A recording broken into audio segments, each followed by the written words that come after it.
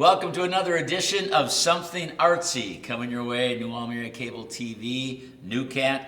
And actually our guest on this broadcast is kind of special because Anna Pollock, who's the Executive Director for the Prairie Lakes Regional Arts Council, and they provide much of the funding that helps make all of this possible for us to bring to you in New Ulm and the area on our NUCAT TV channel. So with all that said, our thanks to them, our thanks to Anna for being here today. Anna, let's talk a little bit about Prairie Lakes Regional Arts Council. You're new. I am. Well, first, tell us about who you are and what you're doing. Yeah, well, thanks for having me. I'm about 2.5 months in now, so it still feels very new.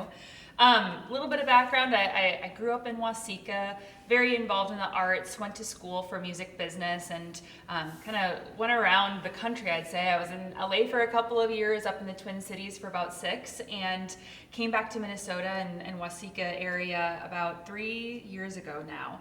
And just fell in love with the arts in our community and started directing high school theater at Waseca High School and really involved in that. And this position opened up this last year, and it feels like a dream job being able to provide funding to artists in the region I grew up in. Able to work right out of your home then? Right out of Waseca, yeah. So okay. Close by, but we have an office location in Waseca. And of course, we're familiar with Waseca, New Ulm, South Central Conference, yes. Now Big South, and all those things as well. Of course. All right, so let's talk a little bit about the workings of the Prairie Lakes Regional Arts Council. Grants. If someone wants to get a grant for a program, and we'll give some ideas, but what can they be used for, and maybe what are some past grants that have been given to give some folks the ideas? Yeah, sure. So we're set up in a way that we are kind of the middle ground between artists and the state, right? So the State Arts Board has funds that they give out every year, and a lot of times those organizations have to have a certain budget, a pretty hefty budget, in order to qualify for those grants. And so our Regional Arts Council is there for the smaller organizations. We also give grants out directly to artists. We have 2 artist grant programs. One is an emerging artist, a kind of more newer in their career. The second one is a mid-career artist grant as well. We have a youth scholarship program, so those youth can apply for funds that, if you say vocal lessons, instrumental lessons outside of the classroom, outside of public schools, we can help fund students for that. Ages of youth would be? 3 to 6, grades 3 to 6, and then grades 7 to 12, which is a little higher of an amount. And then on top of that, we have our organizational grants too. So 501c3s, you can have a fiscal agent as well if you're not incorporated yet, can apply for a little bit larger funding to help do operations just like this, to do operations through theaters, programs that are operating year-round. And then we have small projects grants too, that's a rolling deadline every month. If you have a project that's creative or arts-based, folks can apply to that as well through either a fiscal agent or a 501c3. You have some workshops coming up, grant writing workshops. Everyone's wondering, well, I don't know how to do that. Well, a chance to learn. Tell us about when, where, the who, what, when, where, how, why, and who should attend. Yeah, absolutely. So just like I was saying, where sometimes that first point that people are applying for grants, a lot of these artists maybe haven't applied for grants before. So we do host workshops I want to say about every quarterly right now. We just had one recently on the 19th this week. And those are open for the public. They're free and open to the public. All they have to do is register by emailing our staff, Cindy. And they talk a lot, it's both about our specific grants and what we're looking for our grant applications, but it's also just a really great way for anyone who hasn't applied to grants before to understand what are they looking for? What is a grant application looking for? What do I even have to come up with? If you're a creative type who, I know how to paint, or I know how to do a mural or work with students, sometimes that technical skill of writing those grants is a little tougher. So that's why we're here, to provide those grants or the workshops to folks who maybe are a little intimidated, and we try to make it really approachable and easy. So this is going to be airing in October. Do you know offhand when that next workshop's going to be? We don't have any planned right now, but maybe I'll follow up with you and let you know if we have any coming up. All right.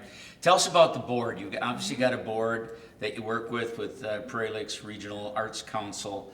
How does the board work, and what do they do? Some background. Yeah, our board consists of, so all 9 counties are represented. We overlap with Region 9, if you can, consider all of those counties. And so we have a seat on every single county, as well as towns that are over 10,000 in our region as well. So I could try and list them off the top of my head, but I probably won't do a good job. So we have a 14-person board.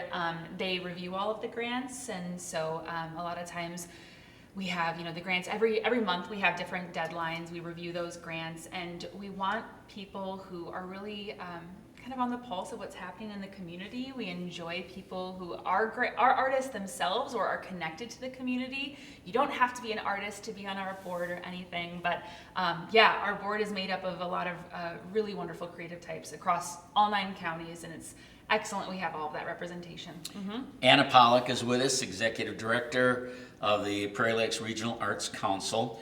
All right, where's the money come from? Mm-hmm. And it's state provided money, right? Yeah, yep. So we have 2 funding sources. About 93% of our funding comes from the State Arts Board through the Legacy Fund, through voters. People maybe remember that when that was approved a few years back. Yep, 2008, yep. So that's where the majority of our funding comes from. We also, so we are a part of a system across the entire state of one of 11 regional arts councils across the state that also have partnership with the McKnight Foundation.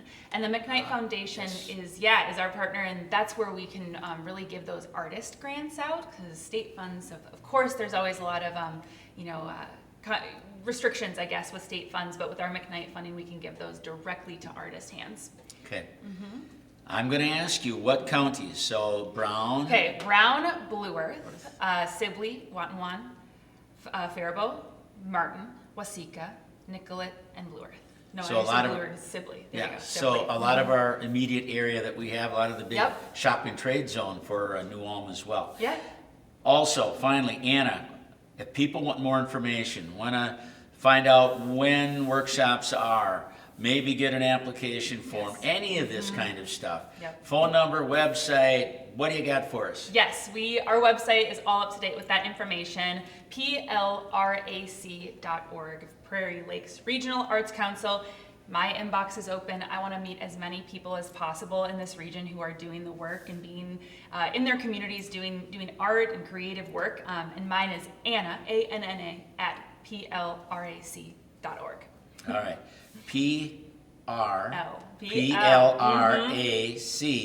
Yep. .org. Exactly. And if you want to get her, put Anna in front of that. Anna Yep. and we've got it. All right. Anna Pollock, thanks for being here. Real quickly, part of your background earlier, of course, I come from the radio world. You had a little radio world experience as well. I sure did, yes. Worked up in the cities at WCCO Radio and Jack FM. Attended countless Twins games. Worked a lot of different fundraisers that we had for the more philanthropic endeavors that WCCO did. Did all of their contesting. If you ever won a contest on WCCO back a few years ago, I was a part of it. Yeah, Very good. It's a lot of fun. Is there a phone number if people want to call you? Yes, okay, let's see if I can get it. 507-833-8721. 507-833-8721. Catch Anna, information. She is with Prairie Lakes Regional Arts Council. Anna, thanks for being here. Thanks for having me. I'm Jim Bartels. That's another segment on Something Artsy. We're appreciative of Prairie Lakes Regional Arts Council for their grant for making something artsy possible. Also, our assistance from the folks at NUCAT. Thanks so much. Hi again, everyone. Jim Bartels here with another edition of Something Artsy. Something Artsy is produced by State Street Theater. It's a way to collaborate with other arts and culture entities and people in the area, sharing interesting events and information with viewers like you. Artsy itself is a collaboration with the New Ulm Access Cable Television, or as we know as NUCAT, whose filming of this show makes it possible. Also, State Street Theater is grateful to the City of New Ulm for partnering with us, and we need to also put in a plug, Prairie Lakes Regional Arts Council. Their grant helps make something artsy possible. All right, our guest right now, we're going to be bringing back Crystal Fleck, Community Education Coordinator. Lots of things coming up, lots of classes. Let's get right at it, Crystal. Good to have you with us. Lots of classes. So we have the guitar, it's instant guitar and piano classes coming up in October. The piano is October 2nd and the guitar is October 3rd. We also have a new social media analytics online class that will be coming on the 3rd as well. So what are they going to learn in that, the analytics class? What's that all about? Got an idea? Yeah, anything from Facebook, Instagram, Okay. all just different information on all Yep. of those social media Okay. sites. And then we also have a digital photo, so it's for iPhones and Androids. It's a digital photo uploader, so it's an online class, but it'll teach you how to put all of your photos on your phone, to kind of back them up so that if something were to happen to your phone, you wouldn't lose all of those We pictures. talked about that years ago. We all got pictures. We had photos made. Well, now they're in a phone. What happens if you lose your phone? Right. And I think that's a good class, a really important thing for a lot of people to take. All right. Yes, there's a lot of people signed up, so if you want your spot, give me a call. All right. And we're going to give that at the end. How do people find out more information about signing up? So you can call me, it's 233-8307. We also have it on our website. It's the community ed website, and that's at newalm.k12.mn. And then for the actual sign up online, if you prefer to do it online versus call in, it is newalm.ce.eleo.com. We'll give those one more time before we're done. Something about guitar class coming up. Yeah, so like I said, that's the guitar and Yep. the piano. That will be all online. That's a big hit as well. All right, and that's at October 2nd and 3rd, I think you mentioned those Yep. were, right? Yep. All right. All right, let's get to another one that's really important. Babysitting training, boys and girls ages 10 and up, and that's really important. A little bit about that. Yep, so we have the babysitting training and then the Home Alone right after that. It's actually on MEA break, so there's no school on October 19th and 20th. So we've learned in the past that it's something for kids to do when they're out of school. So we have that planned for the 19th, and that will be back to back. So 9:30 to 1 is the first the babysitting, and then Home Alone is after that from 1:30 to 3. All right, Home Alone's a movie. I like watching that. What are they going to learn in their Home Alone class? That's for younger kids, just the basic little things of being home alone. Little things you can make after school, or keeping the door locked, just kind of some good things to know when they're first starting to stay home for those couple hours here and there. It's no harm in taking that at all. Again, Crystal Fleck is our guest community education coordinator here in New Ulm. All right, there's some more, a couple of things we've got listed yet. What do I know, Heart Saver? Yep, so we have the CPR AED, and that's actually a qualification, so you will be certified for that. That is also October 19th. That's in the evening. And then we have a couple self-care online things I kind of want to just mention about. Again, these are all online Zoom classes. You can take them from your home. You don't have to get up or leave. One of them is the art of de-aging, peeling years off your bio-age. We have reducing stress and inflammation with foods and lifestyle changes, and then a nourishment to help you thrive. And those are all in October, beginning of October, ranging to the middle. If you want to get on the site and look at the brochure, you can surely read more up on those. So Crystal, de-aging. You can make me younger? What's up? Possibly, let's. All right, interesting. Social Security and tax class? Yep, and then with Mark Santelman, we have Social Security class that's coming October 24th.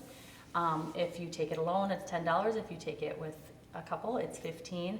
He also does have long-term care funding as well, which we'll be talking about next month or in November. Good stuff. I know that you're always working on some trips, and I think we better put a plug in for those right now. Yes, we got to do that. So we have Mamma Mia at the Orpheum, and that is February 11th, 2024. The ticket is $100, so just remember when we do trips, that trip is, the amount is paying for your bus and your, the ticket on top of it. So you're taking a coach bus there, getting parked, park front door, drop off at the front door, pick up at the front door, no worrying about parking or paying for parking, driving downtown Minneapolis. That's at the Orpheum. It's at the Orpheum. It's a great Broadway show. It is. Yeah. Yep. And then we have The Lion King, which is April 25th. That is $112. Now that is filling up very fast. So if you want that, I would suggest calling or going online within the next week. And we're recording this in September, and I think this is airing in October, so don't delay, folks, right? Yeah, don't delay. All right. And then we have MJ the Musical. That is in May of 2024. Like I said, I know these are far out, but they feel so fast. Yep. And that's 118. And then we did partner with the Chanhassen Dinner Theater. They're performing it's called Beautiful. And there you get the $105 includes the bus ride, the show, and then you also get a meal. Yep. So again, all of those, we got Mamma Mia, Lion King, MJ, and Beautiful at Chanhassen Dinner Theater. Yep. All right. Anything else on the trips that covers those? It's a great lineup. That covers it. Great lineup. All right. Contact information one more time. If they want to sign up, what are the ways they can do it? Folks, get ready. Write this down. Here we go. You can call me at 233-8307, and I could help you. We could do it over the phone and get you signed up. You can go on to the New Ulm Public Schools website, where that will show you, it'll give you a registration form as well as the actual brochure and a PDF that you can look at. And it can also lead you to the registration line. So it's newulm.k12.mn is the New Ulm Public Schools. And then if you go straight to LEO, which is our registration platform, that's newulm.ce.leo.com. Got it. And the phone number, 233-8307. That's right. Crystal Fleck, anything else before I wrap up? Always good getting the update from New Ulm Community Education Department. That's it. Excellent. That's going to do it for right now. Something Artsy coming your way here. We're recording at NUCAT. Hi once again, and welcome to Something Artsy. My name's Jim Bartels. I'll be your host for this segment. Something Artsy is produced by State Street Theater, and it's a way to collaborate with other arts and cultural entities and people in the area, and sharing interest in events and informative things for our viewers like you. Artsy itself is a collaboration with New Ulm Access Cable TV, and who's filming this show for us right now. And State Street Theater is grateful to the City of New Ulm for partnering with us, and also grateful for Prairie Lakes Regional Arts Council and the grant that they provide that help make all of this happen. All right, Martin Luther College, up on the hill in New Ulm. Lots of things up there all year long. We've got Jeff and Katie here from there. We're going to talk about an MLC play that's coming up. But first of all, Jeff and Katie, we'll start with Katie, a little bit about yourself, what grade you're in, where you're from, why you're going to Martin Luther College, and all those things. Okay, so I'm from Leesburg, Florida. I'm a sophomore at Martin Luther College. I'm an elementary and communication arts double major. And I'm at MLC because my dad is a pastor in Florida. And I wanted to be a pastor too when I was little. And he said, you can go to MLC and be a teacher. So that's why I'm here. Yeah, MLC, it's a preachers and teachers college primarily. That's what it's there for, and it's good for that as well. So welcome to Minnesota. Thank you. You're what grade again? I'm a sophomore. Sophomore right now, so you've gotten through a little bit of our winter. Yes, All I've right. experienced one. Okay, excellent. Jeff, your last name, how do you pronounce it? Higher. Jeff Heyer. Jeff, a little bit about yourself at MLC and your background. Yeah, so I'm from Greenville, Wisconsin. It's a bit shorter of a drive than Florida for sure. I'm a secondary education major with an emphasis on social studies. So kind of history, geography, all that kind of stuff. So for both of you, upon graduation, where might you hope to land? Because you kind of get asked for a call to go here and there. If you had your druthers, where might you be? I gotta say someplace warm, someplace different. Okay. I mean, I love the winter here, don't get me wrong, but, I've been in Wisconsin my whole life. I'm kind of ready for that change. Very good. And Katie? I think the East Coast. Somewhere on the East Coast that has like a moderate temperature. Not too warm, but also not freezing. All right, Like excellent. Hey, we're here to talk about a play coming up that both of you are involved in. Hello, Dolly. And let's start with Jeff on this. Jeff, a little bit. Hello, Dolly. Tell us about rehearsals, how it's going. We'll talk about the dates of the play, obviously, but give us a little background to when this all got started and how it's going. Yeah, I mean, where to start? I mean, they picked the show at the end of the year last year, and so this whole summer me and Mrs. Erin Labs, she's the director, I'm just the assistant director. We've just been working on this show all summer. We've been working with a bunch of staff. You know, Katie here is the producer, and we have all these little jobs, music director, a bunch of set crews and everything, you know, painting, that kind of stuff. And so the whole summer we've basically just been figuring out, you know, where we're gonna start, you know, what are we gonna do with the script and everything, how are we gonna get the script. It's a lot of stuff that, because I used to, you know, act in the shows and everything, and I just never thought about like all the inner workings that have to happen before you actually get to, we have the script, we have actors, let's go. You know, there's a lot of little pieces that you need to work on before you're actually like ready to go. And now that we finally have our cast and our scripts and everything, you know, it's just been a blast to see it come together finally. I mean, obviously we're not ready. We're not like ready to put on a show right now in front of the TV for us, but it is just so awesome to see it actually coming through with what I've written in my notes to now seeing on the stage. Katie, what's the producer do for Hello Dolly? Essentially, I'm in charge of public relations, so making sure the community knows about the musical, they know when it is, tickets, advertising, and I'm also a source of communication between the director and staff and the actual cast. So if there's any organizing or budgeting issues, anything like that, I can be the in-between person. All right. Katie, tell us about Hello Dolly. Let's just assume that some of our viewers haven't seen it, Okay. don't know what it's about. What is Hello Dolly about? It's a great musical, it's well known, but not everyone knows about it. Give us some update. So essentially the musical is all about Dolly Levi, and she's a widow, and she's also a matchmaker, and that's what she prides herself on, is setting up all her friends with different people.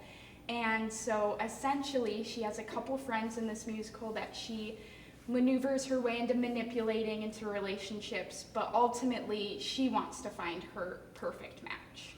That's her ultimate thing, the MO. All right, very good. So, who are some of the key actors, Jeff? Some key performers in the play, musicians as well. Yeah, sure. We have Isabel Monday. She'll be the Miss Dolly Levi herself and everything. And we have, Ethan Clout. He'll be Horace Vandergelder, and he's going to be the lead man who gets set up with Levi, whether he wants to or not. And then we have Ryan Boggs as Cornelius, and who else is Jacob Bergstrom. Yeah, Jacob Bergstrom. As Yeah. Barnaby. Yeah. Brooke Flunker as Irene Malloy, which is like Dolly's best friend. Sure. And they're just such good actors, you know. It's like just perfect for the part, you know. We love working with them. They love working with us, hopefully, you know. Yeah. And, you know, it's just a grand old time. How many songs within the production? Gosh. How many? And I know the two of you came prepared here to sing one of the songs today, and I appreciate that. But there's several. I saw it at Chanhassen Dinner Theater a few years ago. Okay. Oh, sure. And so a little familiar. It's a great performance, and it's well known. Yes, it is. So How many songs? I think 8? They're about. I think there's about 8. Honestly, it's a pretty short musical. Yeah. But it's really padded with how grand the songs are. I mean, you know, there's just pages on pages of dialogue within the songs. There's the songs themselves. There's these choreographed numbers and everything. And it's just a really fun, iconic musical because, I mean, when I first paged through the script, I was looking at like Act 1. It's like, you know, there's only 3 scenes in here. Yeah. But there's just so much stuff within those scenes that like we had to actually break it up in order to actually practice it throughout the day. November 3rd, 4th, and 5th. Do you know the times of the performances, Katie? Yes, 3rd and 4th is at 7:30 p.m. and Sunday the 5th is at 2 p.m. All right. November 3rd, that's Friday. Yep. 7:30, Saturday 7:30, Sunday matinee at 2. Yes, sir. How do we get tickets? If you go to MLC's website, mlc-wells.edu, KNUJ.org/forum. You can pre-order tickets, and then you can also buy tickets at the door. Tickets are how much? At the door, it is $10 for students and seniors and $12 for adults. All right. Let's recap again. If they want to go online, where do they go to? mlc-wells.edu/forum. All right. And at the door also. And students and seniors are $10 and $12 for Adults. the other Yep. folks of us. Right? All right. What else? Anything else you want to mention about the performance? Again, this is another one of those assets that the city of New Ulm has, is Martin Luther College. Whether it's going to watch sports or the arts, there's an awful lot of things. And we're grateful to have the college here, but it's a great asset for us and a chance for folks to see this. I know there's other plays and performances during the year as well. I don't know if you folks are involved with any of those or not. We hopefully will be. Maybe, Right, yeah. okay. Yep. And so, and you've got some time to go at MLC as well. Anything else you want to mention before we wrap up? Just that, God is good, and, it's just so awesome to be a part of this show. I mean, both Hello Dolly and Something Artsy, obviously. Yes. Thanks. Jeff Heyer, Katie Rosenow, Rosenau. Yep. Okay, Katie Rosenau, who are here from MLC, the assistant director and producer for the play Hello Dolly. Hey, you got to get up there and check it out. November 3rd and 4th at 7:30. November 5th, the matinee on Sunday at 2 o'clock.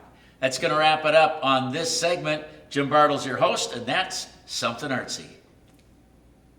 Hi, everyone. Welcome to another edition of Something Artsy. I tell you what, the guys back in the video room back there, they've been jumping up and down because they've been waiting for this segment right now. Brown County Historical Society, Lauren McMacken joins us. And Lauren, good to have you with us. Welcome to Something Artsy. A little bit about you. Where are you from? How long you been helping out at the Historical Society? Well, I've been at the Historical Society as the programs coordinator since January of 2023. And I'm not originally from New Ulm, but I came here when I was very young. And so I grew up in the area, went to the schools here, great community. Okay. Good to have you in New Ulm yet. Fantastic. All right, let's get at some of the information. Brown County Historical Society, again, if you're looking for the museum, it's the old German-looking building, used to be the post office years ago. It's a great place to come in and visit. Bits and Bites of History, Robert Caping. What's that all about? Yeah, so our Bits and Bites of History series, that's our nighttime programming at the museum. So those programs run from 7 p.m. till about 8 p.m. at night. And the next one we have coming up on October 5th is regarding Robert Caping. And this is a special one because it is being presented by a student, and he is from North Lakes Academy Charter School. His name is Gavin Klapacek. I may have butchered that last name, but it's a wonderful last name. Just a little hard to pronounce. Yep. But he'll be talking about Robert Caping, and Robert Caping actually was MIA and then later KIA in World War II. He was on the USS Drexler, which went down during the war. Wow. Okay, again, that is October 5th, 7 and 8 p.m. Yep, 7 to 8. 7 till 8, so a 1 hour play, 1 hour performance, presentation, that's probably the right word there. Yes. Okay, let's go to the next thing I've got. The popcorn wagon's going to be out for Oktoberfest. Yes, both weekends of Oktoberfest, so the 7th and the 14th. And it'll be out from 10 a.m. until 5 p.m., so make sure to come on by, get your popcorn, get your 1919 root beer, make sure you have everything all set, and then go and explore Oktoberfest. It's a historic part of historic New Ulm, Oh, the yes. popcorn wagon. And the Kiesling House is going to be open on October 7th also. Yes, it'll be open and available for tours. Just stop on by. It's $3 for admission, or if you have kids there, under 4 is free. Lauren, if someone's coming to the Kiesling House, what can they expect to see? What are they going to see inside the building? Well, inside the building, you'll find that it is quite a smaller structure, but it's one of the only surviving structures that's been around since the U.S.-Dakota War. Yep. And it hasn't only just survived the U.S.-Dakota War, which is a feat in itself, because a lot of buildings were burned during that, but it's also survived multiple rounds of locust plagues. and the blackbird plague that hit New Ulm. So inside the building, they'll be able to go inside. Yes. What will they see? History about those things and when they happened? Yes, history about that, history about the U.S.-Dakota War itself, history about the family, all the Kiesling siblings, there's quite a few.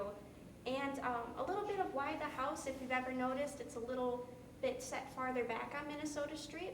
There was a building in front of it at one point. Years ago, it was our New Ulm Chamber office.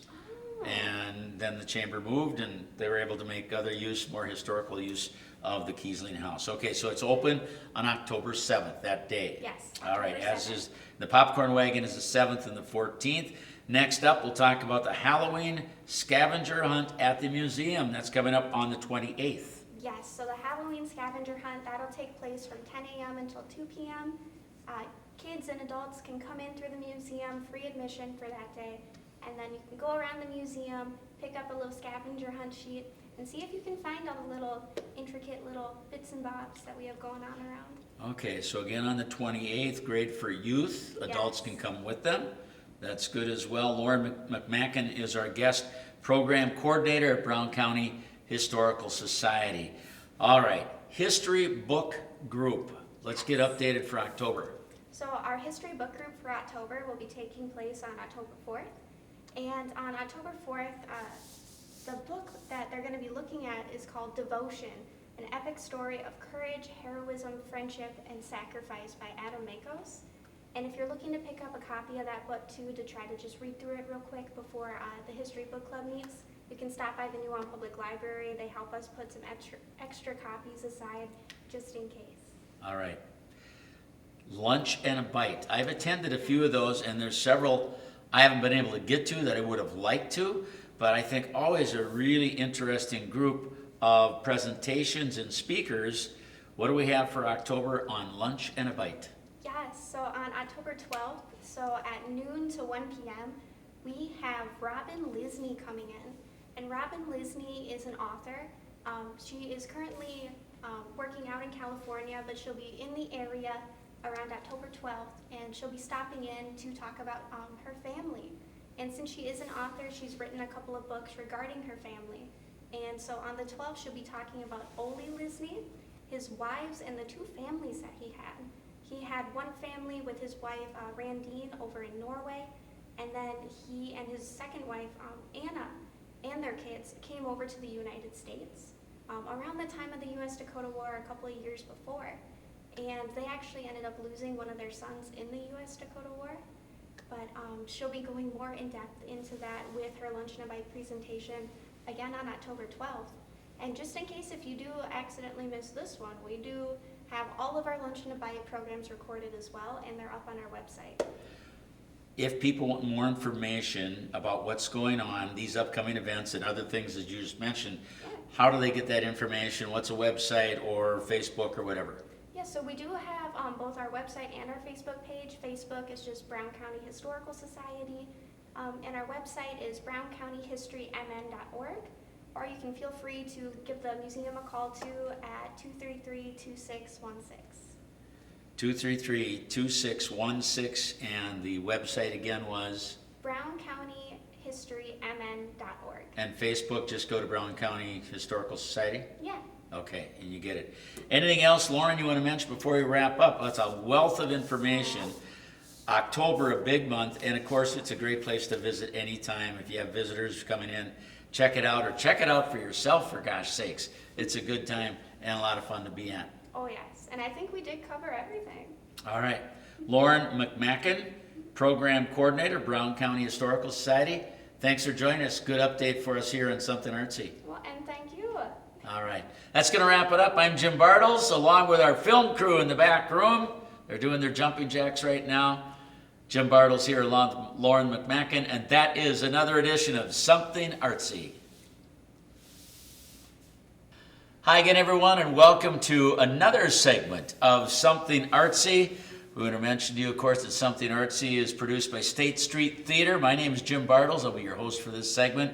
It's a way on Something Artsy that we can collaborate with other arts and culture entities and people in the area, sharing interesting events and information with viewers, Artsy itself is a collaboration with New Ulm Access Cable TV, otherwise we know it as NUCAT, whose filming of this show makes it possible. State Street Theater is grateful to the City of New Ulm for partnering with us, and very grateful for Prairie Lakes Regional Arts Council for their grant that helps make something artsy happen, period.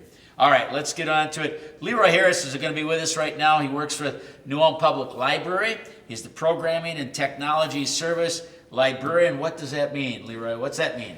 Well, Jim, it means that I'm in charge of programming for adults, and I collaborate with our youth services librarian for programming for all ages.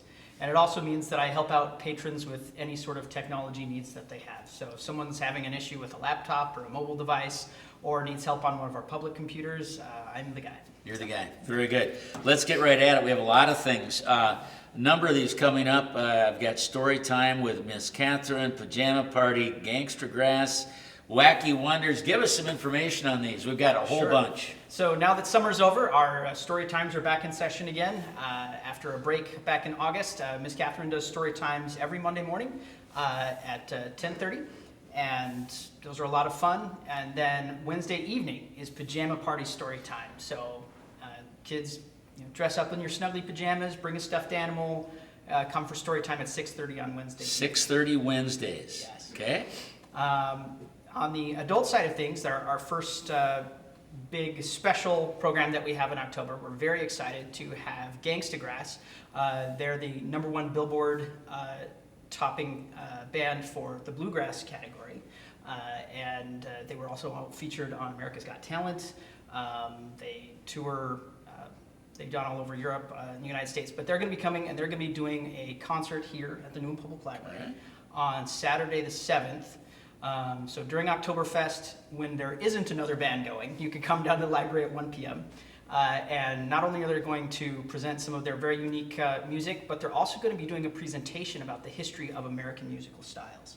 And so they're going to talk about how those developed, especially the development of the music industry itself, starting back in the 1920s and 1930s, and how that's evolved to today. Interesting. And then you can see a full concert set of theirs over at the Grand Center for Arts and Culture that evening at 7 o'clock. So right. we're very excited to have them coming. So Saturday, October 7th, 1 o'clock. Yep, here at the library. That takes us to Wacky Wonders on October 12th. Yep, so every month there are 3 programs for different age kids and youth. Wacky Wonders is the one that's designed for 2nd to 5th grade. And each of them feature science, technology, creative art activities. And you have to register for those, so you go to the New Ulm Public Library's website, newulmlibrary.org, and go to our events calendar. You can click on the event and register so that Miss Catherine knows how many supplies she needs for each of the activities. Leroy Harris with us from New Ulm Public Library. Lots of things to talk about. More right now. Creative Kids on October 18th. Yep, that's the next activity for like kindergarten and 1st grade. Just like Wacky Wonders, you need to register for that one. Again, science, art, craft activities, lots of fun. Sensory Playtime, October 19th and October 24th. So that's new.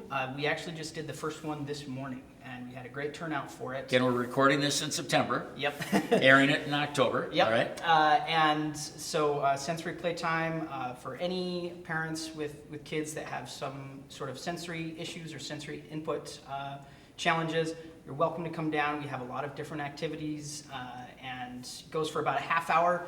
On the 19th, it'll be in the morning, and then on the 24th, it'll be in the evening. So you can find more information on that on our events calendar.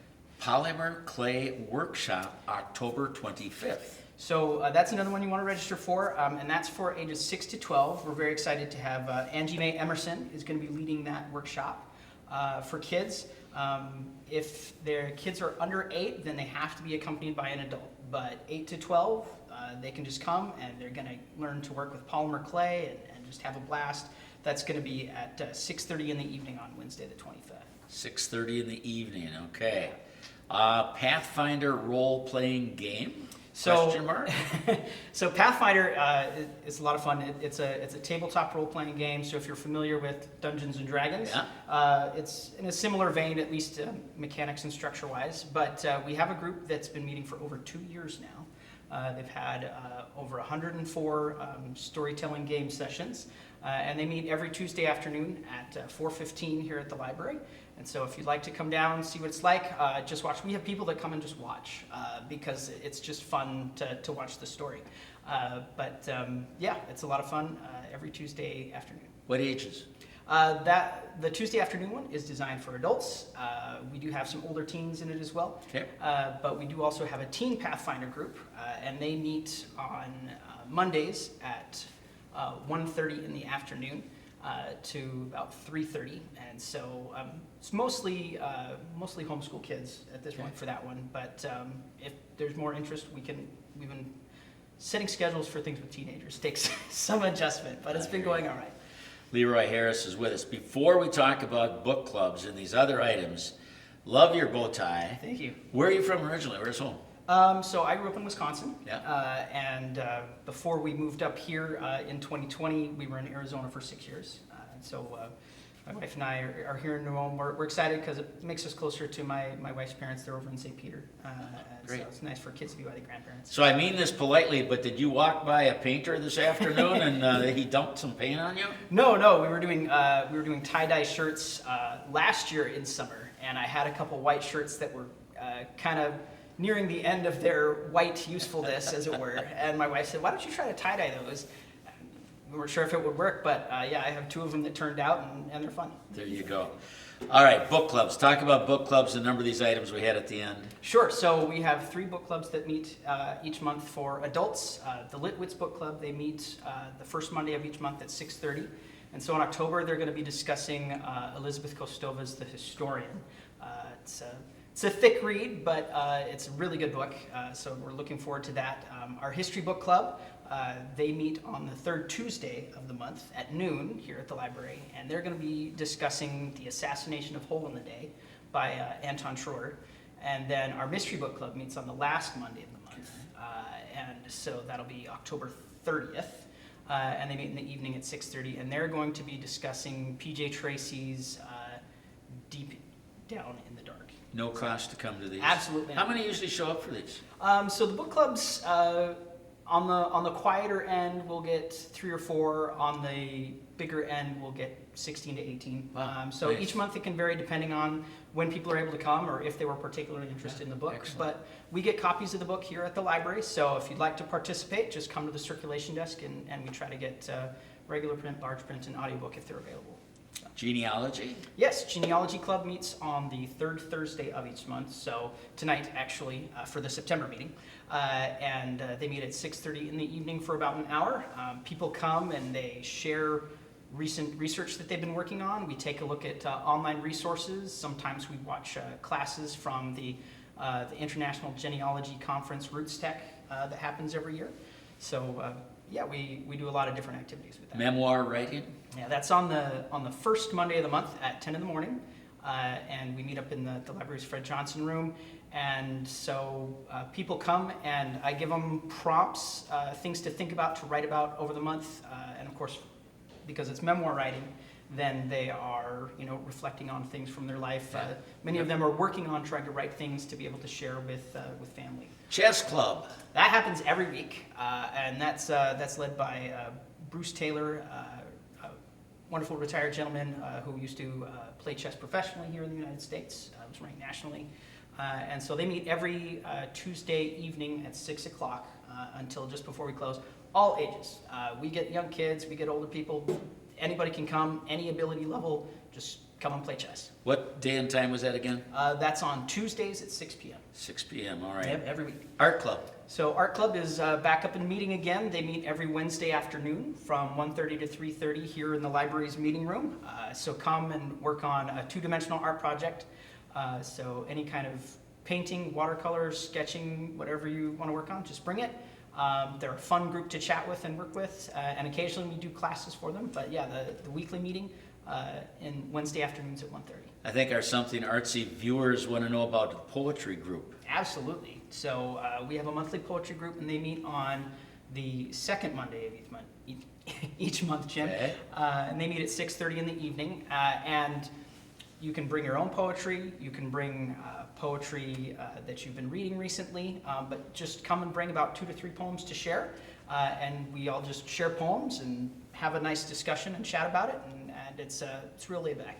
And finally, teen group. Okay, so yeah, there's Teen Tuesday that happens for 6th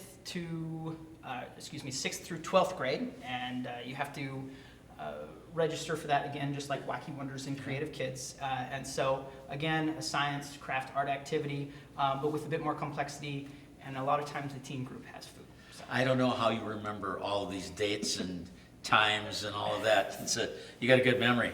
All right, if people want to find out more information on any and all of these, where do they go? How do they get information? So you go to the library's website, newulmlibrary.org, and click on the library events button. You're also always welcome to give the library a call or stop in. The library also has a Facebook page, and we post things about our upcoming events on there. What hours for the library? The library is open Monday through Thursday from 9:30 in the morning to 8 p.m. and Friday and Saturday from 9:30 in the morning to 5 p.m. All right. There are just 2 more things I wanted to highlight that you didn't Yes. have on your list there, Go Jim. ahead. So we are partnering with the St. Paul Public Library's Friends Organization to bring a panel of authors down. They do a fall tour called Moving Words. And so we'll have 3 authors coming. I want to make sure I get their names right. Antonia Angris, Daniel Bernstrom, and Will McGrath. So they're all Minnesota authors, and they'll be here on Friday, October 13th at 3 o'clock. And they'll be here and discussing writing, discussing books in Minnesota, talking about their work. And so they'll be here for about an hour. Friday, October 13th, 3 o'clock. Yep. And then October 14th, there's an eclipse. And so we're partnering with WCCO meteorologist Mike Lynch, yes. And we're going to be up at Highland Park, up on the west end of town there. Nice big open field, and we're going to be there at 10:30 in the morning on Saturday the 14th, and to watch the eclipse. And we'll have eclipse glasses, 1 per family, for people that come to the event. If there's bad weather, he's still going to do a presentation about eclipses here at the library, but hopefully we'll be able to be out there and watch it, and he'll share some neat things. Where do people meet? They meet up there? Yep, meet up there at Highland Park. Yep. All right, very good. Man, we got a wealth of things here. You guys are busy. You got a lot of good things going on. We try to. All right. Leroy Harris, New Ulm Public Library, thanks for joining us. Thanks for having me, Jim. That's going to be another edition of Something Artsy. Jim Bartels here, your host. Thanks for joining us.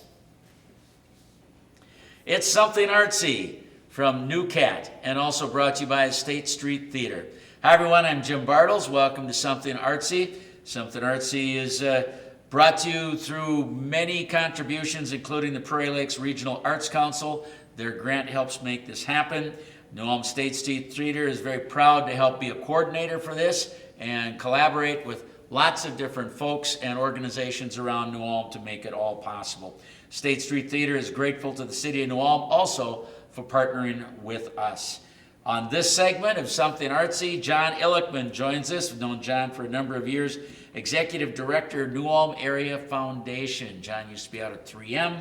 And how long have you been around New Ulm now, John? 20 years now. 20 years, it's a good Yes, number. It is. All right. It's been a great 20 years. Let's talk about the foundation. Now, how long have you been with the foundation? That's a few years now, too. Yeah, 4 years now. So Okay. It's been a good time. What does the New Ulm Area Foundation do? Let's get our viewers and listeners cranked up on what it's all about. Sure. So the New Ulm Area Foundation is a community foundation in the traditional sense. That means that we work really hard to support the things going on in the local community, try to help maintain and improve the way of life for all citizens here. So the foundation was begun in 1987 when a local businessman, his name was Henry Sampson, out of his love for the city and in commemoration of his wife, who had recently passed away, decided he was going to put aside a large sum of money, $100,000, for just those purposes.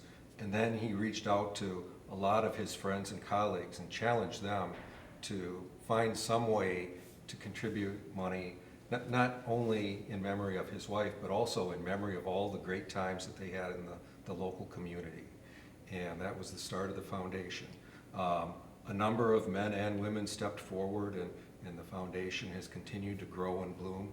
We have a 12-member board of directors who oversees all of the operations. The 12 are my bosses, and we work really hard to live up to the ideals of the founders and the citizens of the community. We have 4 pillars or areas where we focus our granting. They are the arts, education, economic development, and historic preservation. So the arts tie in really well with something artsy. Absolutely. Yeah. So we have a process where we accept applications for grants that are made from those original contributions and the investment earnings that they generate each year. So we accept applications in the springtime and in the fall. We have a group of committee members, volunteers, who evaluate all of those grant applications and then advance those to our board of directors who make the final decisions. So Wow, yeah. it's a really good opportunity for people in the community to leave a lasting legacy. Yeah, and Henry Thompson got this going. I think the Mickelson Foundation has done, and others have done some matching grant things, Yes. and there's a nice pool of money now to help do a lot of things, helping different organizations and people in the community. Exactly, exactly. So some good things to do. Okay, so how about some of the recent grants that have been awarded? Because I know you awarded some in September. Yeah. So in September, one of the grants that we awarded, and I'll mention this specifically because it is something artsy, the grant has developed a program called Art Therapy, whereby they work with some licensed therapists who then have an outreach to local schools and other members in the community who maybe need some additional forms of counseling than what they can achieve through other means. And then they meet as a group under the auspices or the umbrella of the Grand Center for Arts and Science, or Arts and Culture, and they utilize both social interactions as well as forms of artwork and creating art themselves with an instructor who's been trained in this. So this is their second year. They're just kind of getting off the ground with this program, and they are applying to the foundation for a grant to help with this, to help expand the offerings. So this was one that our board reviewed and awarded in a grant to. So we're happy about that. It's a great way to help with the community using arts and some of the economic development.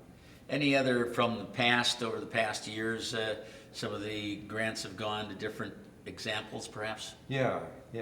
So people may have seen the wall on 2nd North on the side of the Nuvera offices there. Yeah. The New Ulm Area Foundation was one of the financial sponsors for that. And we did that under the pillar of economic development as well as the arts. And we thought that this is a great way to create interest in New Ulm. It's amazing how many pictures you see on Facebook or in the newspaper with people standing in front of that wall, that great piece of artwork. And that's what, within the last year or 2 years, right? Exactly. Yeah. Exactly. I was wondering how that came about. Yeah.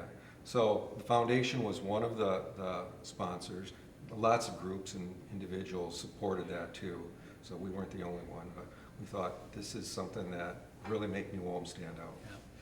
New Ulm Area Foundation is our topic. John Illichman, Executive Director for that group and organization that is here. If somebody wants to apply for funds, where do they get information, hear information? Sure. Where should they go?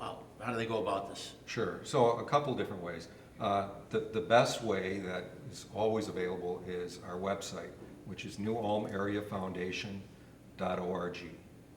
So there is a tab on there about apply for a grant that talks about the process. So we accept grant applications in the spring and the fall. Springtime is from February 15th to March 15th.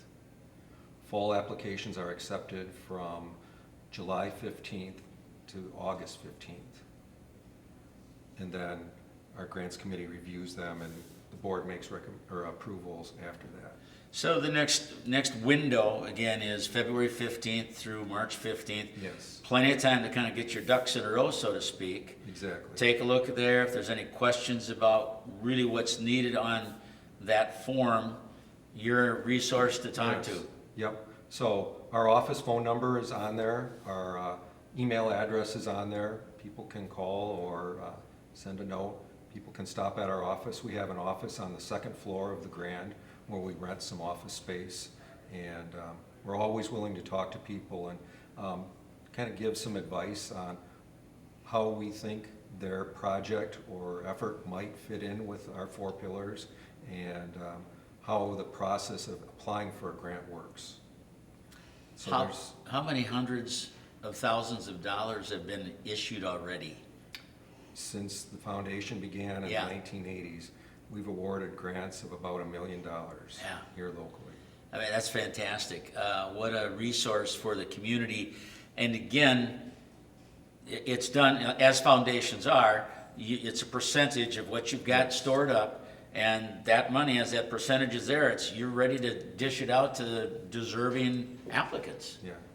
So it's referred to as a perpetual or permanent endowment fund, and we have a set of them. Yeah. And the objective is that they last forever. So if somebody makes a donation, their donation is going to last forever. And our board takes that responsibility very seriously to manage it accordingly. So Okay. when somebody makes a donation, we like to think that they're not donating to the foundation. They're donating back to the community or giving back to the community, and that's going to last for generation after generation after generation. Just as our forefathers and foremothers have looked out for us and helped build up the New Ulm area like it is. Is there a minimum or maximum amount you can request in your donation application? So for a minimum, we generally grant about $500 or more. For a maximum, we don't have a ceiling. On that same website though, you can see a list of every grant that we've ever awarded. So people can get an idea of the different levels and the different things that we've granted. I think, wasn't there money that went towards German Park to the The amphitheater? amphitheater, You yeah. know, that's a huge one that's being used for a variety of things, including a lot of music. Yeah, so we recognize the importance of that as a community asset. Again, not only now, but extending into the future. So we awarded a grant of about $25,000 for that. Yeah, very good. And again, if anyone wants to donate, let's say you're building a trust or whatever it would be, or a will, and you say, I think I'd like to do something, whether it's now or whether it's later, or my relatives are taking care of things for me. Whether it's $5,000 or $50,000 or $1,000, any of that, you can feel good about where it's going and what it's going to do today and for decades to come for the city of New Ulm. Exactly, exactly. For all future generations, they'll benefit from that too. John So Ehrlichman? you're absolutely right though. Yeah. It doesn't have to come out of today's pocket or bank Yeah. account. It can be in the future. Yeah, and in some cases, I'm guessing there could be property or whatever else that could be Could be put pro- towards this, yeah. Property, it could be company stock, it could be Yeah. grain. Yes, yeah, a lot of ways. John, anything else you want to mention before we wrap up? So I know that on behalf of our board of directors, they would say thank you to all the citizens of the New Ulm area who have contributed, again, not to the foundation, but to the community, and that will last forever. So thanks to all the citizens. Very good. John Ehrlichman, Executive Director, New Ulm Area Foundation. Thank you for your time. This foundation's been in place since 1987. What a great idea Henry Thompson had in helping get this going. All right. John, thanks so much. Appreciate having you here. Always fun. Yeah. Excellent. That's going to do it for this edition of Something Artsy. Again, our thanks to the Prairie Lakes Regional Arts Council for their grant to help make Something Artsy possible. Along with John Ehrlichman, I'm Jim Bartels. Thanks for joining us, and that's Something Artsy for today. Welcome again to another segment of Something Artsy. I'm Jim Bartels. I'll be your host on this segment as well. Great to have you with us. We welcome you to viewing again. Well, we want to do a special thank you to New Ulm Cable Access TV, NUCAT, for doing the filming for us. And also a very special thank you to the Prairie Lakes Regional Arts Council for their grant to make something artsy happen. And also to the City of New Ulm for being a good partner with us in doing this as well. Tamara Firth is with us from the Grand Center for Arts and Culture. And Tamara, we've got a number of things we've got to talk about, get an update of what's going on then. The Grand Hotel. I'm familiar with it. KNUJ used to be up on the second floor up there. And we moved. You guys have expanded within. But let's find out things that are going on. First of all, in the downstairs music, it's a great little area there. Give us an update of what's coming up for music and some details. All right, yes, in the Grand Cabaret, we've got our Friday night live music, and Friday nights are free, so music is played or is performed from 7 to 9 every Friday, and coming up October 6th, I know our schedule says the Double Down Daredevils, but actually it's switched. We have just one of the musicians from that group, Tom, and I'm sorry if I'm saying the last name wrong, Pestges, but he's a singer-songwriter, so he'll be performing instead of the Double Down Daredevils, but very talented musician, so we're excited to have him. Then on the 13th, we have Harper's Chord, which they play country and bluegrass, and they're kind of a local favorite. They've got some local connections, so we hope to see you come give them a big New Ulm welcome. That's on the 13th? On the 13th, yes. And then on the 20th, we have Nathan Greiner, who plays blues, and we'll finish off the month with the Derrickson Duo, kind of a singer-songwriter duo out of, I believe it's Springfield or Sleepy Eye. So kind of a fun mix of music for the cabaret. Those are all Friday nights, and you have a bar there. Yes, we have a cash bar with wine and beer and seltzer and non-alcoholic. So yeah. Great. All right. October 12th. You have an open mic night? Yes, we do. We kind of brought that back now in the fall.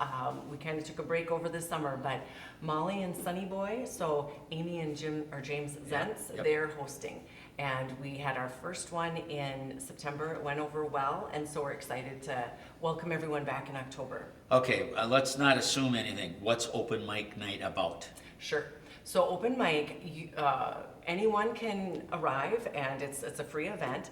You sign up to perform. So if you want to just sing, or if you want to play an instrument and sing, but it's an opportunity for people who maybe have always wanted to play in a musical group or perform, but never went down that path. So it's an opportunity to just come and sing. You choose the song, and I think, like I say, last month they had a lot of fun. So. All right, and it could be instrumental, could be vocal. Yes. Whatever it would be. Yeah. Okay, so open mic night, October 12th. Keep that in mind. Again, Tamara Firth is with us, Grand Center for the Arts and Culture, downtown New Ulm, in the Grand Hotel building. Film series coming up. Let's talk about that. Yes, we've been so fortunate to partner with New Ulm Film Society. They have just a wealth of knowledge about interesting and diverse films to bring to our community. And so we started that up again this fall, and we've got a really fun one lined up for October because, of course, Halloween and kind of, that atmosphere. Yeah. So it's the Cabinet of Dr. Caligari, which was created in 1920, and it's a German silent horror film, which is, they say, considered the quintessential work of German expressionist cinema. So it's a really unique experience. And yeah, last year we had Nosferatu, which again, kind of a familiar German silent film about vampire, Dracula. And we had a good turnout. So hopefully, yeah. All right, and that's a silent film. It is. It's a silent film, and these films are free, so all are welcome. Okay. We do serve popcorn, and we've got the cash bar open too. So. Okay, very good. Let's move on. Children's painting class. Yes. October 21st. Yes, we've got our monthly paint class with Rhonda Johnson, and she always comes up with fun designs. I think this month she's got something new in store, maybe even painting on pumpkins or something different, but it's a fun paint class geared for kids, kindergarten and up. What time is that again? So that's Saturday morning from 10 to noon. 10 to noon on Saturday, the 21st of October, if you're marking it down on your calendar. There's another one. The first couple of weeks of October, printmaking by Wade Davis.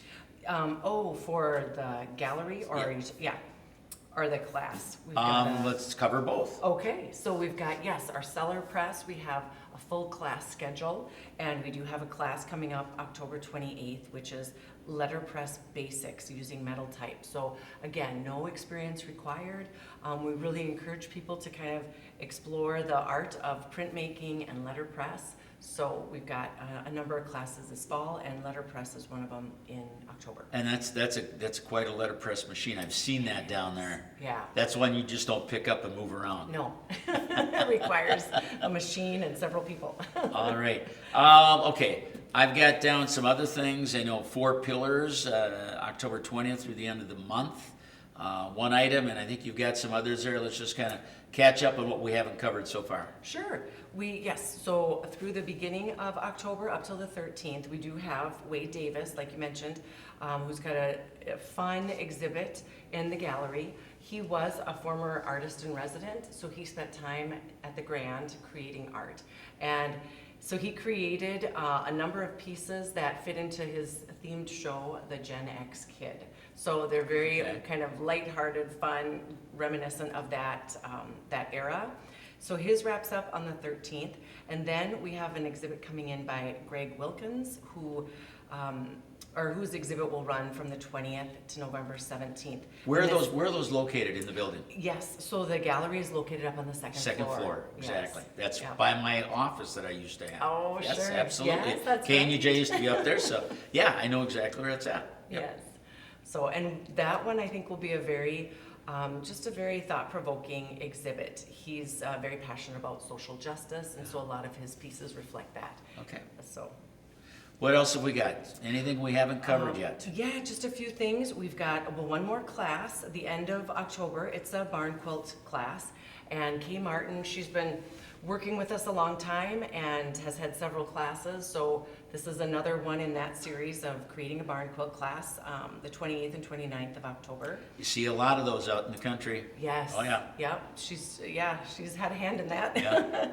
And then our smallest museum, we currently have some of the creations from the students that were a part of our summer creativity camp, and we're looking for exhibits for the upcoming, winter. And so if you're interested, reach out.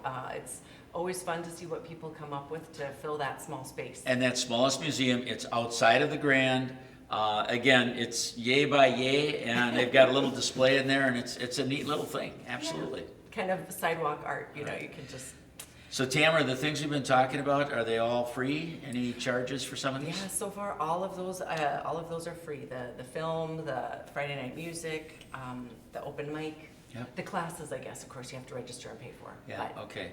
yeah. And the times we've mentioned as well. If people want more information on any of these, how do they get more information? So our website is really our best resource.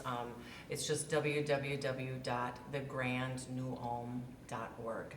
So that has all of the events, all the upcoming events, and all the information. Otherwise, you can always call too. And what's phone number? So 359-9222. And I was gonna say, before we go, just one other thing I wanna mention, or maybe two other things, that we are really excited. In October on the 28th, we're welcoming Oda Volstervik, who is a Norwegian classical pianist. And we've been working kind of with other groups to bring her here. Yep. She's touring the Midwest, and she's incredible. She's been highly awarded and recognized. So she'll be performing on Saturday the 28th of October from 3 to 4:30. And that event does require a ticket, just $25 though. So very reasonable for this international world-class musician. That date again? October 28th. At what time? From 3 to 4:30. So All it's right. a Saturday afternoon. All right. Check that out. And Yes. one other thing? Well, one other plug, in October, kind of the end of the month, we'll start putting our call for artists to submit work for Artscape. That's our Artscape. big juried art show at the end of the year.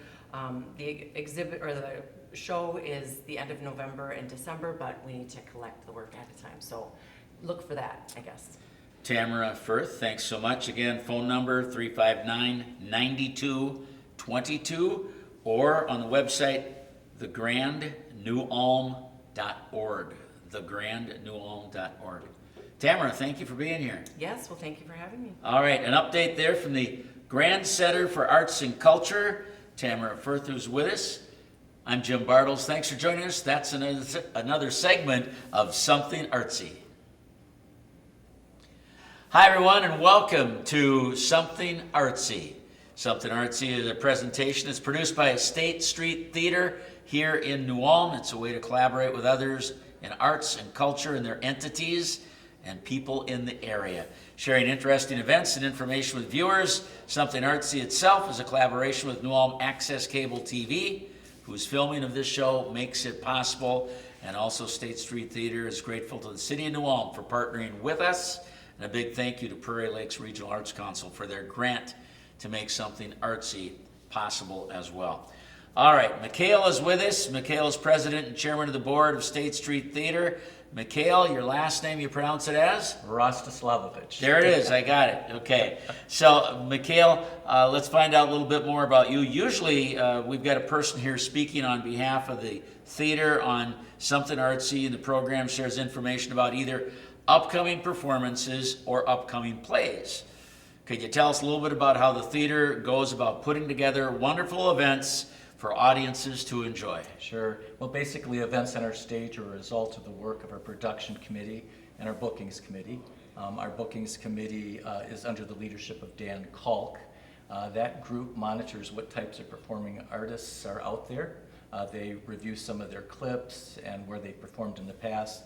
And out of those reviews, they contact their agents, assess their pricing, and then they make recommendations back to our board as to whether or not we should book them into our theater. Well, that sounds pretty simple. No, it's not that simple. At least that's not what I would say. It is time consuming, and there are variables that have to be taken into account, like what else is going on at the theater, will it fit in our calendar, what segment of our patrons would come to the event, or is that enough to pay for the freight as they come in?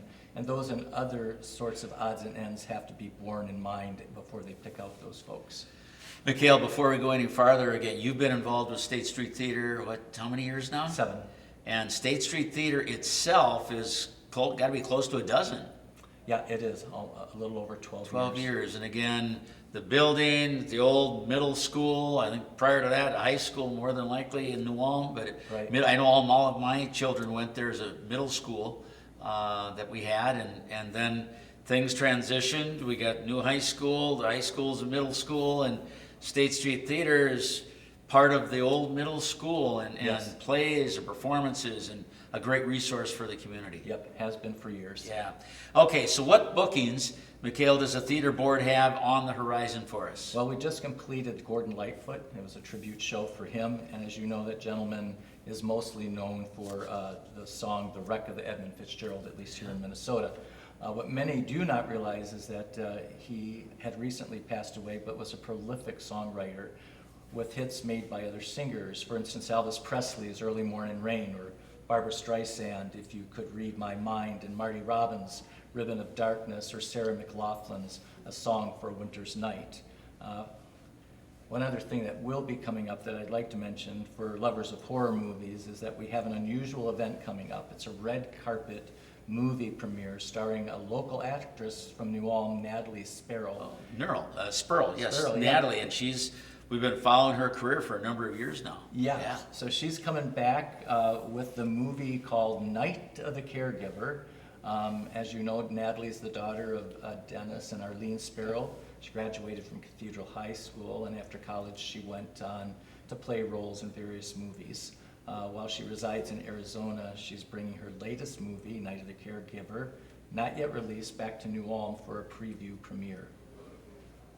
Wow.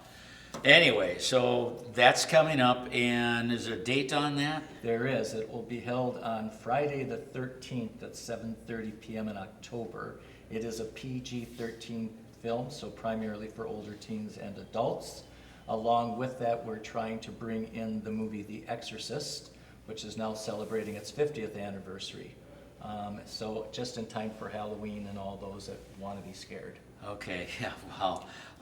Let's see, did I hear there's another October event, Dan Jasperson coming in? Yep, that's right. Dan Jasperson, also a graduate of the Minnesota Valley Lutheran High School. He's an illusionist, a distinction from your ordinary magician. He will share his skills with us on Saturday, October 21st, also at 7:30 p.m. Michaela's with us. We're talking about State Street Theater. He's the president, chairman of the board of State Street Theater. Okay, so you said your productions committee then comes up with plays to be produced at State Street Theater's stage. How's that work? So after the Dan's group reviews the potential performing artists, then we have another fellow by the name of Michael Henley. And Mike chairs our productions advisory group. And what they do is they look at a list of potential plays, go through them, see what they like, what they don't like. They kind of look to see what's going on our stage, how it's going to fit, if it's not going to fit.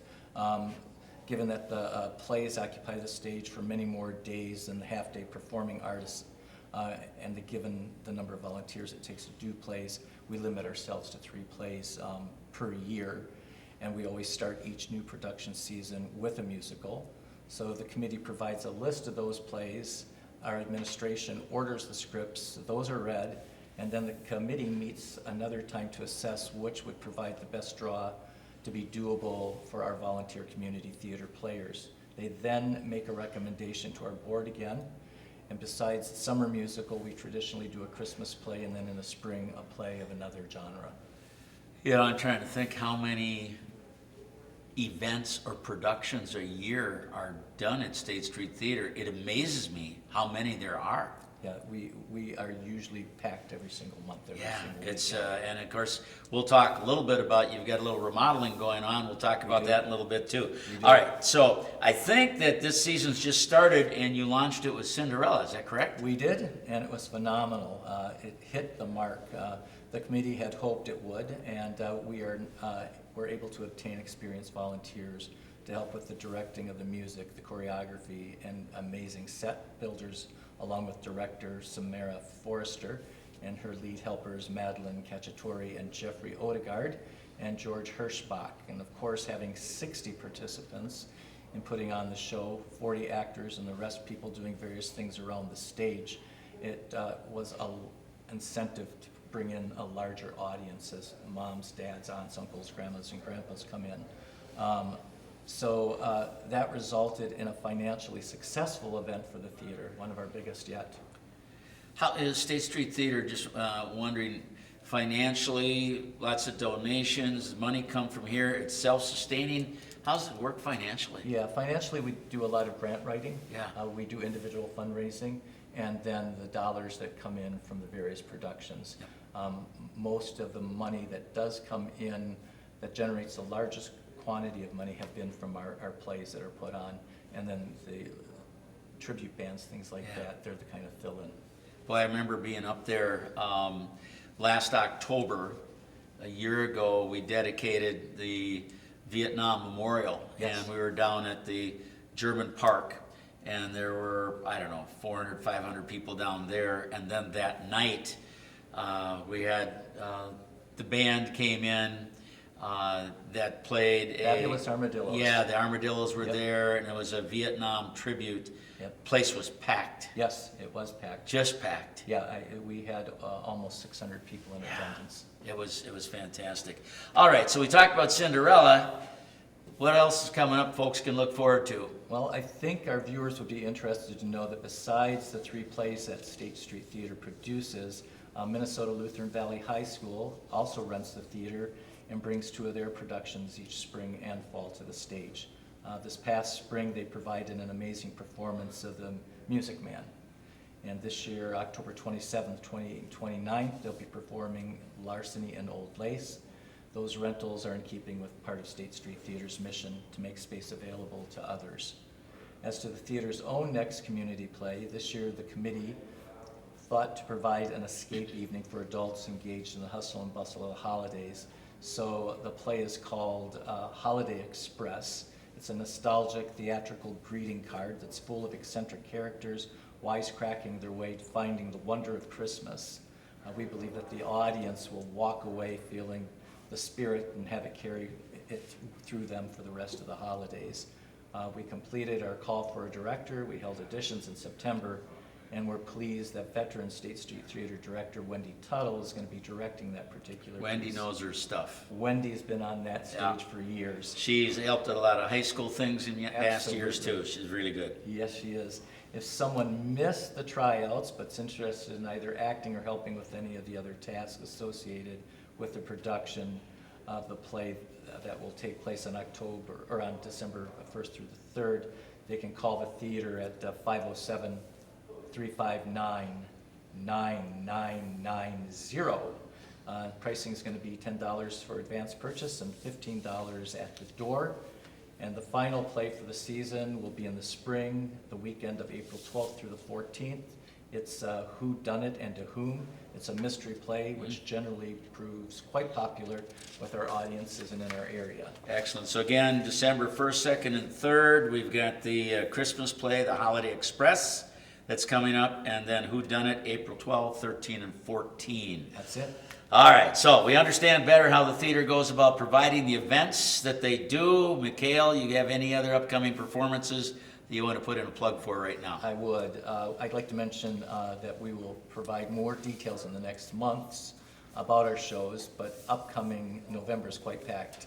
Saturday, November 5th, we find an amazing ABBA tribute taking place with Absolutely ABBA. Then on Friday, November 10th, the community concert choir will be renting from the theater, and they're hosting for their members the amazing pianist Charles Albright. And then New Ulm's Concord Singers are renting the stage to bring us a Christmas concert. And the Saturday of Thanksgiving weekend, comedian Jason Schomer will entertain us with his antics. I'll be there with the Concord Singers. You will. I'm one of the group. You Yes. are. Great. Yep, looking forward to that. So, again, theater tickets, where can you buy? I know you mentioned a phone number. We should repeat that. So theater tickets are available at New Ulm Chamber of Commerce, the High V, at the theater between 9 and noon, Mondays through Friday. You just call the theater, and our number again is 507-359-9990, or you can visit our website at statestreetnewulm.org. All right, 359-9990, 359-9990, or statestreetnewulm.org. Correct. Mikhail, anything else? Yeah, I want our audience to know that our capital campaign has been successful, though still short a tad. We'll be installing new seats in the auditorium starting mid-December through the month of January. Mary Ellen Domeyer and Andy Biebel would be happy to have anyone interested in this project to call them. I also want to extend an appreciation to you, Jim, for being one of our volunteer hosts for our monthly TV productions, Something Artsy. To New Ulm Cable Access for collaborating with us on the show, and to our grantors, New Ulm Area Foundation, the Carl and Verna Schmidt Family Foundation, Prairie Lakes Regional Arts Council, and the Minnesota State's Art Board. The latter two made possible by the voters of Minnesota through the arts and cultural heritage efforts. Whew, a lot of information, Mikhail. A ton. Yes. Thank you very much. Appreciate the kind words, too. And for me, it's fun to be able to help out. I've been around New Ulm since 1975, and something I can do, and I enjoy helping to share information and let people get that information out. Now, you told me you'd never done a show like this before. No, You're I just did pretty not. smooth, you know that? It went really good. It's all written down. Oh, we went off script a little bit too. That's We all did. right. Mikhail, thanks so much again for what you do for State Street Theater. 7 years involvement there with that organization. How long have you been the president and chairman of the board? This is my third term. Wow, and a Yeah. term is a 3 year? years. Whoa, okay, so you're in that I'm third in term. my third term. Well, I know it's appreciated. I know Mary Ellen Domeyer appreciates it a lot too. She's done a great job from start till today and all that kind of She's a thing. wonderful lady, Yeah. big heart, and she knows what she's doing. And help me out one more time. Pronounce your last name, but slowly. Rostislavovich. That's just what I would have said. All right. All right. Hey, the guys back in the production room said that's it. It's going to be a wrap. Hey, that's it for this time around. Something Artsy and our feature is on State Street Theater. Mikhail, thanks for joining us, and thank you, viewers, for being with us as well. I'm Jim Bartels, and that's a wrap on Something Artsy. Hi again, everyone, and welcome to another edition of Something Artsy. I'm Jim Bartels, your host on this segment.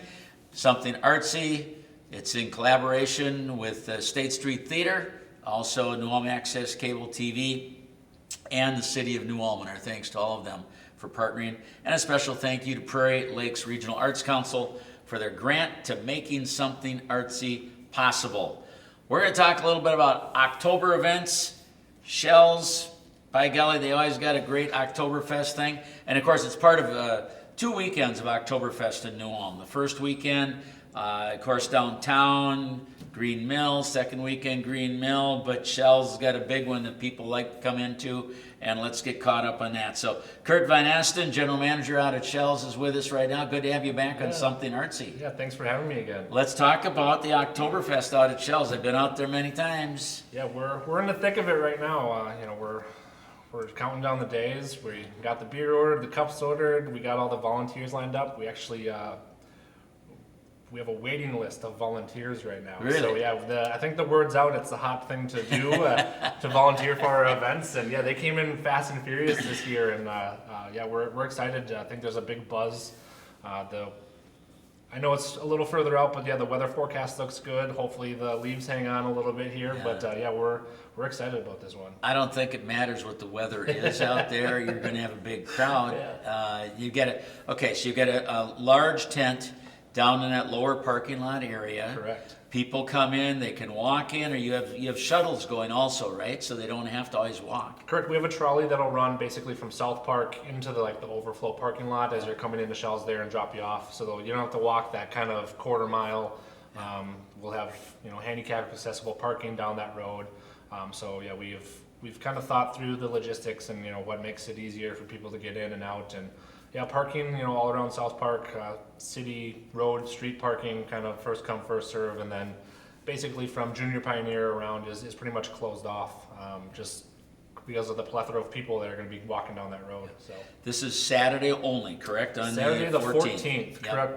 That's our day. So yeah, we let New Ulm do the first weekend, and then we let everyone take a breath during the week, and then come right back out to us the next weekend. All right, what kind of music? I think I could guess who is performing, but let's find out who the music is for this event again. Yep, so the Hobos are out there. They open it up. They do their thing, and then Alpenstern is out there to bring their traditional music and bring the party to the tent after the kind of the beers start to flow and everyone's feeling good. They bring the dancing. And that tent fills up real fast, and everyone has a great time. But, I think I was out there my 60th birthday. I was roving around in the tent, and they made a big deal of it. But we had always a good time. So can you get tables reserved ahead of time? How's that go? Yeah, so we have a waiting list we have the Stomp Dish table. So we have 34 tables that reserve year after year. It's kind of when someone leaves or doesn't want to reserve their table, we open it up to someone that's looking for it, but the last 5 years, no one's given up their table. It's kind of a prime chunk of real estate, but that's kind of what we do to kind of get that.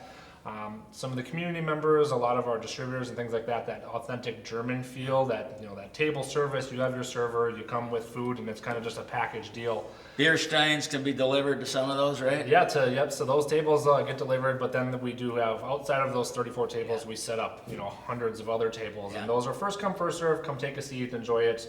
You can grab your beers, and we have steins for sale, and we'll fill those things, and yeah, we make sure that there's plenty of beer and music flowing out there. And you don't wait long in the lines. You keep things moving out there, which is really good. So obviously plenty of different varieties of Shell's beer. What about on food? I know I've seen the big pretzels out there. What else do we have for food? Yep, so we're going to do obviously our Oktoberfest brats made with our Oktoberfest beer. So, we do that. We get the delicious sauerkraut from Turner Hall ladies. They put their love into that, and we get 9 5-gallon pails, and we go through every ounce of it out there. So it's amazing how much sauerkraut goes through. We'll do pretzel sticks. We'll do a little bit of dessert, and then something new this year, we're actually going to have 3 food trucks out there. We're going to have German roasted nuts. We're going to have a large authentic Bavarian pretzel truck, and then we're gonna have mini donuts for those who are gonna have that sweet tooth, just something to kind of fill their stomachs while they're drinking some brews. Is there a cutoff on how many people you can bring in there? There is, based off of our kind of our grounds and capacity. We haven't hit it, so hopefully, knock on wood, we never have to cut off those people. But if the weather, I mean, we have a lot of interest this year. So, I mean, obviously the gates open at 10:30. We start to push everyone out. Last beer is served at 10 to 5, and then we shut down the grounds and push you downtown to enjoy the party with the rest of New Ulm. But yeah, so 10:30 to 5, people start lining up, 7:30, 8 o'clock in the morning to be the first ones there. And the family rolls in with the horse and carriage with the first keg. That thing's tapped at 10:45, and then the beer's flowing, so. Yeah, and you know, dresses to whatever the weather is. I mean, I've been out there in Chile, people just dress up. Yeah. And if it's warm, great, it works out good too, and always a good time, and the music is festive, and it's a good time. All right. Oktoberfest, October 14th, part of 2 weekends of Oktoberfest in New Ulm. Shell's Zombie Hunt. Yes. What is this? So there is a group of us at the brewery that are just, I would say, Halloween enthusiasts. So we're just like, how can we lean into something that we all really enjoy? You know, obviously trick-or-treating's huge. I mean, New Ulm's, the houses get slammed here, and so we're just like, what could we do to lean into the history, have a little fun at the brewery, and we kind of were throwing ideas around, and why don't we just have zombies infest the grounds and have people come and help clear it? So this is a unique event, so we're doing it on the 27th and 28th of October, so it's a Friday and Saturday, and it's going to be these little gel blaster guns. They shoot little water pellets. It kind of feels like I'm getting hit with a Nerf gun, but we have some nonprofits around town and some student groups from MLC that are going to dress up and be the zombies. And you can purchase tickets for a group of 6. So every 15 minutes, a group of 6 is going to hit the grounds, and you get these little gel blaster water pellet guns, and you get to go and hunt the zombies on our grounds and clear the areas. So we've had a ton of interest. Tickets are flying out the door. Yeah, I think it's going to be something unique, something different. We've kind of leaned into a couple different areas around the loading dock and around the mansion and in the woods, with kind of a start and finish right in front of the visitor center. And yeah, everyone that we've kind of told about this are like, that's a really cool idea, and they're trying to wrangle up people to be on their squad. So. What hours on October 27th and 28th for the Shell's Zombie Hunt? What are the hours? So the first wave goes off at 5 o'clock, and the last one goes off at 10:45. So there'll be 21 groups that'll hit every night. So 21 groups of 6. So that's what we're selling in 15-minute segments. So it'll give the groups enough time to kind of work through before another group starts, but also give time for those zombies to kind of reset their areas and get ready for the next group coming in. Is the beer hall open during Yeah, that? we're going to do extended hours. We're going to have some campfires out there, some music, things like that. We're encouraging everyone to dress up in their costumes and have fun, and really kind of lean into kicking off Halloween weekend, seeing that Halloween is on a Tuesday in October. So we're kind of getting it kick-started, but something that's just unique that maybe you really haven't seen before, and just kind of using the grounds in a way that we haven't yet. So, Kurt Van Esten, General Manager at Shell's. Kurt, good to have you with us. Anything else you want to mention before we wrap up? I don't think so. I mean, Oktoberfest right around the corner, and there's going to be a couple more kind of Halloween-y things popping up that we're gonna kind of working through at the moment. But yeah, we're gonna have another busy October coming off of the busy summer that we had. So Advance tickets for either Oktoberfest or the Zombie Hunt? So you can go to our website or Facebook, anything like that. They're sold through Eventbrite. Pretty easy, quick checkout, pretty harmless. Website is? shellsbrewery.com. shellsbrewery.com. Yes. Check it out. Oktoberfest, it's one of the, they say we're the 5th best in the country right now. Yeah.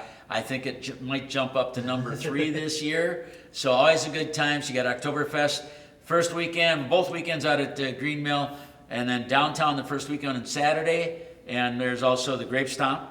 And then on the second weekend, we've got the Green Mill, and we've got at Shell's on that Saturday. That's a Hummer, and you don't want to miss any of this. It's a big time. Kurt, thanks for your time. Appreciate it. That's going to do it for now. That's another edition of Something Artsy. I'm Jim Bartels.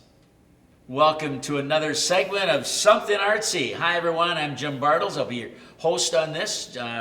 Also, if you recognize the name, yep, from KNUJ Radio for the last umpteen years or so. Great to be with you. Good to have you here. We're going to talk with Mark Schulke from New Ulm Chamber in just a little bit. A lot of conversation we'll have about Oktoberfest, but also we want to put a plug in. Prairie Lakes Regional Arts Council provides a grant that makes all this happen. Our thanks to the city of New Ulm for allowing us to work with NUCAT, and certainly to NUCAT, the New Ulm Area Access Cable TV people who do the filming for this, and we appreciate their assistance and work with us as well. Mark, welcome to Something Artsy. Thank you. Thank you. All right, here we go. So Oktoberfest coming up, 2 big weekends in New Ulm. Obviously on the first weekend, it begins on Friday afternoon out at the Best Western Plus. They have the Fest Keg opening, then music is playing. They've got a German band that's coming in the first weekend as well. So that's going on Friday and Saturday, but also on Saturday, a lot downtown that the Chamber helps coordinate. It's also a big fundraiser for the Chamber, and on a good year, it does wonderful, and we always want to hope the weather is good to create that good year. But let's talk about what's going on downtown for Oktoberfest, coordinated by the Chamber of Commerce. For sure. Hey, thanks, Jim, for having me. Well, Oktoberfest is going to be a spectacular Oktoberfest this year. We've got a lot of new additions to our Oktoberfest, but it starts, of course, with the keg tapping by the mayor, which is at 10 o'clock. Oh. You know, we enjoy that. After that, following that, then we have the Concord Singers start playing their music. I'll be there. I'm singing with them. We know we don't want to miss that. I'll maybe be at that Fest Keg first for one, I'm and then guessing go we sing. We Yeah. might be, yeah. Then, of course, we have the parade at 11. That parade, the downtown parade. It's German American Parade. German American Parade. Been doing that for years. Starts at the Glockenspiel Yeah. and kind of comes down through the town there. Then the Danes Dutchmen at 11 o'clock. We'll have them out. They'll be our second band. So that's going to be great. From 1 to 2, we'll have the sauerkraut eating contest. Which, Oh, really? I don't know if Are you participating? I am not. I can't. Oh, Mark. Right here. Oh, sure. Yeah, Okay. sauerkraut. Sauerkraut eating. I see the guys back in the production room. I think every one of them wants to get in that sauerkraut eating Right. contest. It's just a small 14-ounce can. How fast can you do it? And Wow. we're going to see what happens. I wish them the best of luck. Right. I'm going to be tied up. I won't be able to make that. Now, are you a yodeler? In the shower? Okay. Yeah. So you might be perfect for our yodeling contest Woo! coming up. Okay. We're having a competition for kids and adults. Yodeling contest. What Well, time is that? That is going to be from 1 to 2. We're talking Saturday, October 7th. Yep, that's Saturday. That's the 1 main- to 2 yodeling contest. Correct. Wow. Correct. We're going to fit a bunch of activities in that 1 to 2 time frame. So the sauerkraut eating contest, and then the yodeling, and then of course the Stein holding competition. Wow. Got to have that. We have to have that. Yeah. And that's going to be with kids and adults, so that should be fun for all. After that, from 2 to 5, the Shirts and Skins band will be playing. So a lot Very of, good. I've heard them. They're good. New Ulm people are familiar with that. Where's this all? Let's make sure we've got the location knocked down. Is this on Center Street? Where's this? Sure. And they said it's a little bigger this year than it has been. We kind of added a little bit of space. Traditionally, it's just been on Center Street, but now we're expanding into Minnesota, Block 1. So the cool thing about that is we're bringing in some artificial turf for Minnesota Street, so it'll all be green. Hopefully, it doesn't snow. It wouldn't snow that. All be green on Minnesota. Okay, on the Minnesota Street part, that's all going to be green. All going to be green with AstroTurf or artificial turf. What are we doing on the green AstroTurf? We're going to have lots of festivities on the artificial turf. Really? The National Guard is coming in. They're going to have their rock climbing wall. Okay. I don't know if you're familiar with that. They may bring a few of their vehicles for intimidation. I don't know. And they got a few other tricks up their sleeves, so they might be doing some more kids activities and things like that. Okay. We'll probably have, we will have a basically a corn pit for the kids to kind of play in. Hopefully it's contained. Yeah. We'll see about that. Instead of sand, Right. we got shell corn. We got shell corn. It's a little bit easier to contain. Very, very New Ulmish. You Sure, bet. sure. What else? And also we're gonna have a couple of bands playing there, one band playing there later on that night. And who is that? And that's gonna be the Nate Fredrickson Band. Ah, Yeah, so, they're very good. They'll play polka, country, good mix, and they get some good vocals in there too. for sure. Yeah. And then How late do they go? well, the Nate Fredrickson Band is from 4 to 8. Okay. And then after they're done, then we'll have a DJ Strudel Boy from 8 to midnight. So, Well, this has expanded a lot. a little bit, yeah. Not a little bit, expanded a lot. Well, I mean, footprint wise, Yeah. kind of doubled. But yeah, and the length of what you're offering, and of course, Almost. there will be bars and stores open offering great things too. So we're going to put a plug in for that. Right, for sure. And again, Best Western Plus will be having their music going on in the afternoon, but the downtown's got that going and all the way till later. You have trolley rides going on? Trolley rides will be going as well. Thanks to New Ulm Real Estate, they've been kind of sponsoring that for several years now. We may change the location just because of the artificial turf, so we're still kind of working on where that trolley ride Okay. will happen. But yeah, I think we've got 15 food vendors. Some of the classics, there's a couple that are new. Pronto Pups is going to be there. We got some of the locals, Goots, Essen, Joni's will be there. Searles Bar and Grill will be there. Is there a craft show again on the 1 Street? They had almost like a farmer's market on the 1 Street, I know, in the past. In the past, they may have done that. I'm not sure about that. Okay. Well, anyway, if you I've heard a come little bit down and about check it. it out, Yeah, you'll know. for sure. And did I hear axe throwing? Axe throwing is one of the new things we're going to have this year. Yes. I mean, it sounds intimidating, but I think anybody who hears the term axe throwing has got to come out and check it out. Wow. Right? I mean, literally axe throwing. So, When I hear of axe throwing, I think about the Johnny Carson show with, was it Ed Ames? yeah. It was on there, Right. and it landed right by a very sensitive part. Yeah, Yeah. And of course, it's all safe and contained. So, yeah. but it should be pretty neat. Great. Yeah. All coming up on October 7th, downtown version of what's going on, as it has for many years, sponsored by the Chamber of Commerce. Great. Hey, want to mention too, also on October 7th, Morgan Creek Vineyard has the Grape Stomp going on. On the 14th, Shells will have their big tent going on, so they do on Saturday out at Shells. The first Saturday is downtown. Green Mill, of course, is both weekends doing their thing. And there's a Halloween hop coming up also on October 28th. Yeah, that's going to be fun for the children.